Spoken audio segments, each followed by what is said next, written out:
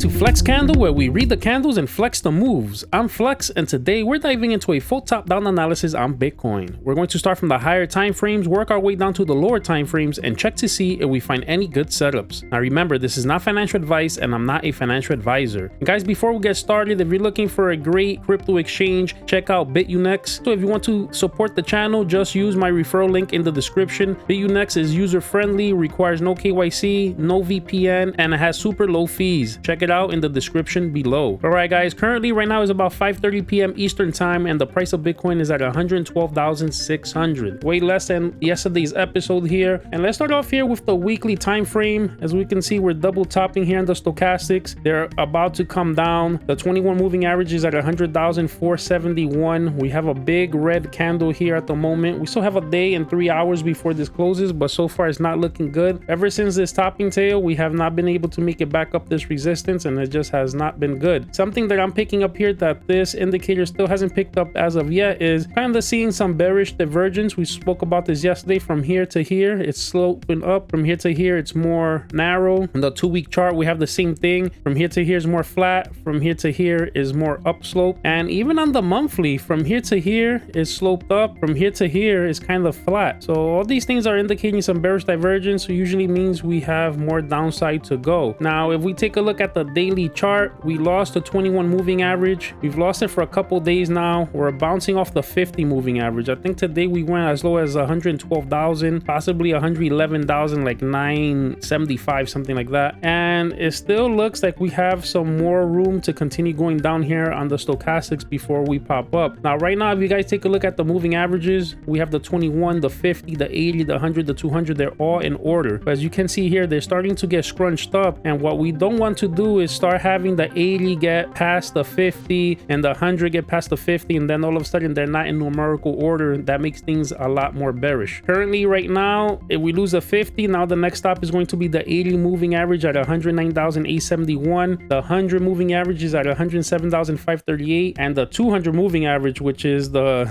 make or break pretty much, is at 99,201. We do not want to make it all the way down here. So hopefully we could bounce up off of one of these moving averages. So let's see what ends up happening there. But right now, I still see like we might have a little bit more downside soon. We should start popping up, but let's see what ends up happening. Now, if we take a look at the other time frames, like the 22-hour, we already see that we lost the 50 and we lost the 80, and we're bouncing off the 100. Sometimes what happens on the 22-hour is indicative of what could end up happening on the daily. And as you can see, we already crisscrossed the patterns here. The 50 is about to cross the 21, and that's not looking too good. So again, the 22-hour is low on the stochastics. Hopefully we could bounce up before we get more downside. The 12-hour chart, same thing. It still looks like we're on the way down. We're losing all these averages. 10-hour chart, we're starting to curve back up, but look, we're heading now towards the 200 moving average, which is at 110,351. This is going to be very important that we hold this support, because we already lost it on the 4-hour. You guys already know we lose it on 4-hour, I do get bearish. On the 8-hour, we still have this also as support, but still at 110,360. So 110,000 is calling Bitcoin's name here. On the 6-hour, we're barely above the 200, which is at 111,874. If we lose this with confidence, then I